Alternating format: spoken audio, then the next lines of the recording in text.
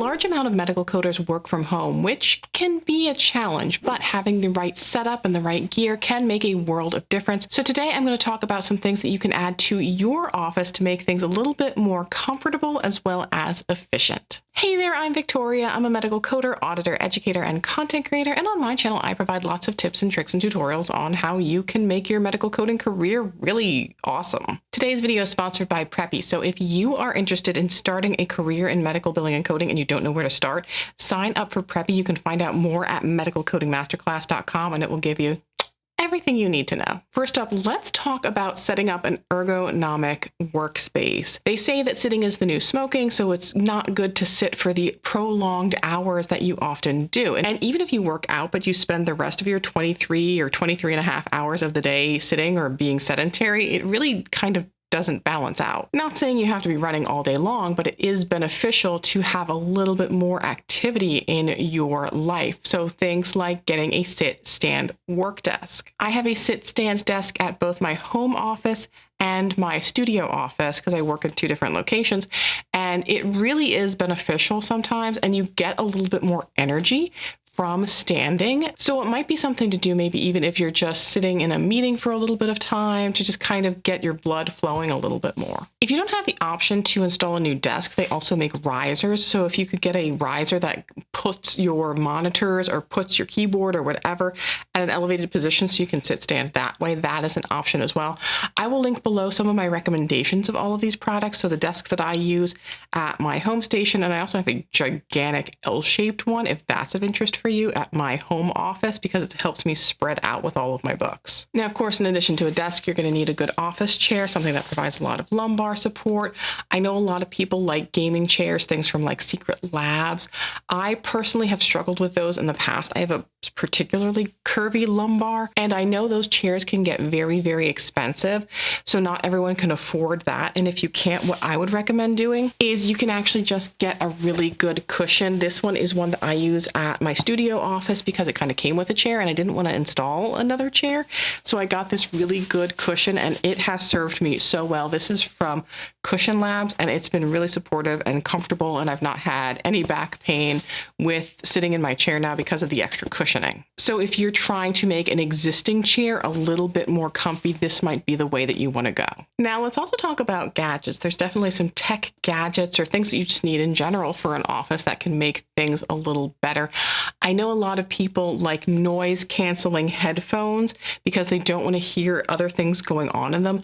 That spooks the hell out of me. So I like things that are a little bit more open ear. I'm a big fan of like the Shocks headphones where they kind of loop around and don't actually go in your ear because I don't like things in my ear, but I also don't want everything to be muffled out because of the headphones. That's why I really like the open ear Shocks, and they're really good for outside walking as well. So they serve a multitude of purposes.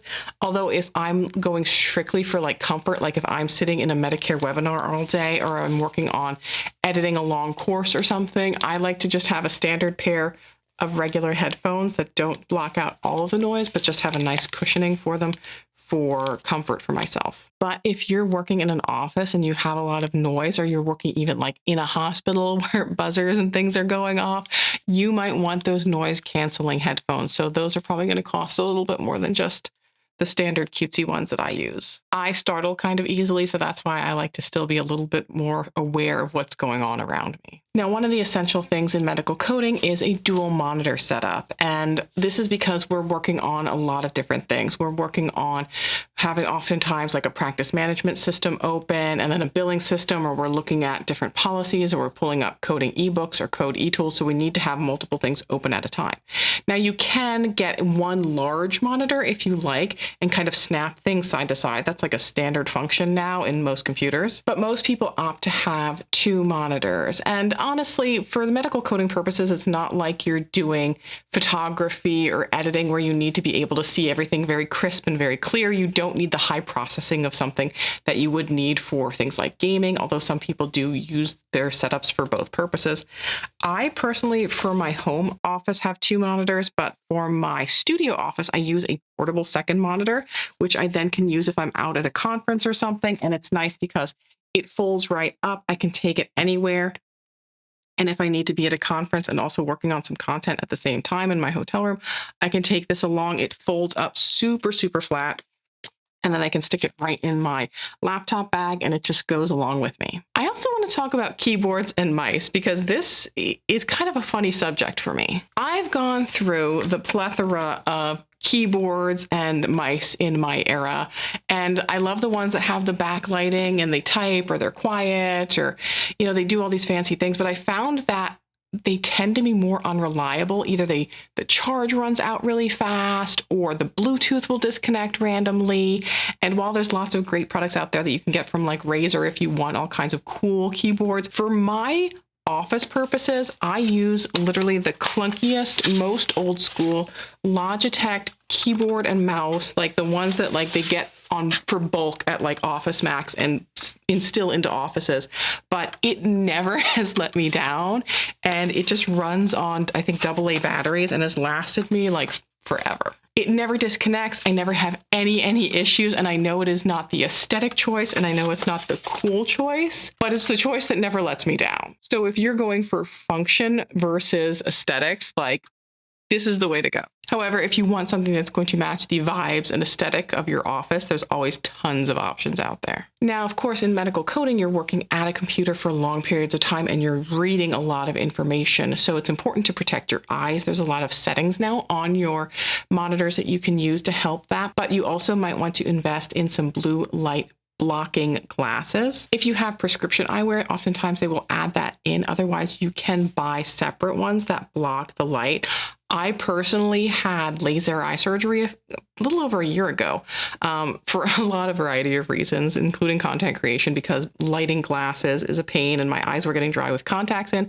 So if I know I'm going to be sitting at my computer for a long period of time, will wear specific glasses that block that extra blue light. I also have a book carousel. I will link the one that I have below on Amazon. You can also find them on Etsy. The problem with the book carousel is a couple of things. Number one, you can only have 2 books. So if you want to add your HickPix book on, like that's a whole other thing. But I don't know that you would need to use your HickPix book that often, and depending on what kind of coding you're doing. Maybe ambulance coding you might, I don't know. People like it a lot when they're studying. Sometimes it can be a little bit much when you are using it for daily functions because you're flipping around a lot and it can get a little hectic and start pulling on some of the pages. I also am not solidly sure if you can use them for exams or not, because the AAPC's information says like you can only bring your books and you're not allowed to bring like anything else. My suggestion would be to not use it for exams. I feel like since so many people use them, that if there was going to be an exception for book stands, it would probably be outlined specifically in the regulations. But some people really like them. It's kind of neat and tidy. It's kind of like having a recipe book holder, but just for your medical coding books, and then it rotates. Now let's talk about health and wellness. I am all about work-life balance. I'm all about self-care. So what are some of the things that you can do to integrate that into your office, into your work environment? Staying healthy is one of the keys to staying productive. In my home office, I have a walking pad. It's a bit more bulky because it's a few years old now. I think they have some new editions of it that are available, but it's nice because it just folds up against the wall. And I know there are ones now that actually just like fold in half and you can like stick them under a couch. And I have some recommendations for that I will link below. So the one step up from getting the sit stand desk is then getting the walking pad to go with it. The ones that fold up are nice for just kind of a leisurely pace. The one that I have that goes up against the wall, you can be a little bit more rugged with, although I typically don't do that. It's kind of hard to run and focus on your work at the same time, but you can stroll at a leisurely pace for things like research or sitting in meetings. I also sometimes utilize an under the desk bicycle. The one I have is like extremely durable. There's some more flimsy ones, but the one I have has lasted me like years and years and years and still functions amazingly. The one consideration though is if you're using a bike, you have to consider the clearance of your desk because your knees are going to be going up and you need to have enough space underneath that you're not bumping your knees up against the bottom of your desk. Now, it's also important to drink a lot of water during the day and not just chug iced coffee, which Girl, I love me some iced coffee, but I can't have it all day long. I need to drink water. I was using different cups. You know, sometimes it helps to use whatever is the popular cup, but I actually recently have started using circle bottles. And what a circle bottle is there's like flavor cartridges that you screw on top and then you just fill them up with water. It's really great, actually. I just recently took mine out to HealthCon, which was great because I could just fill it up with the water there.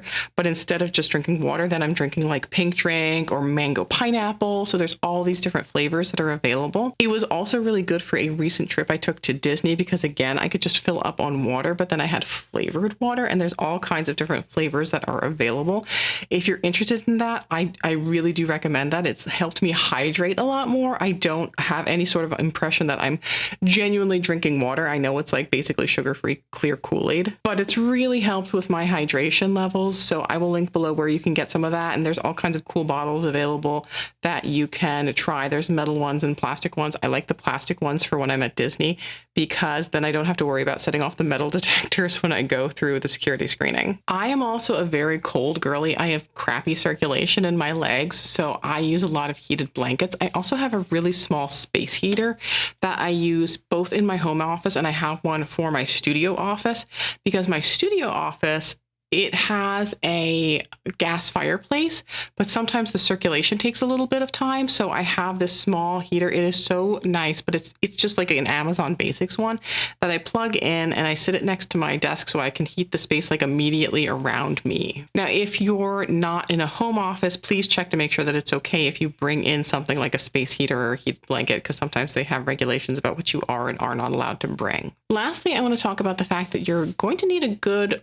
webcam and microphone. Now, if you have a laptop, those things might be already embedded in your laptop, but if you're using something external, if you're using a standard PC, you're going to need a webcam and microphone. Sometimes you can get these that they're bundled together and they work pretty nicely, that it's a webcam that has a microphone included in it. I have a lot of recommendations as far as that kind of gear. I personally am a big fan of Elgato. I use a lot of their products. I use their lighting, I use their streaming materials, I use their webcams, all kinds of stuff. So that's more high-end for content creation. That's what I personally use.